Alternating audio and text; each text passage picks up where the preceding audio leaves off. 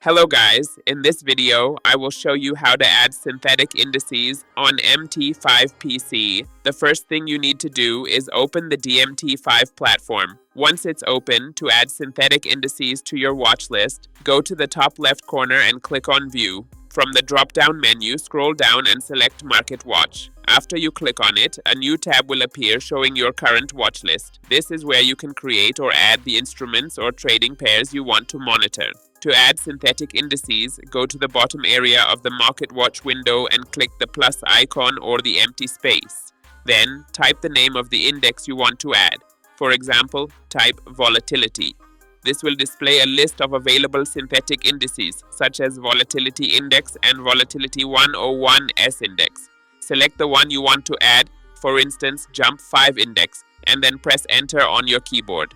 Once you do that, the selected index will be added to your watch list. After it appears, simply click and drag the index onto your chart to start viewing and trading it. Don't forget to like this video, subscribe to our channel, and share it with friends for more useful mobile and tech tips.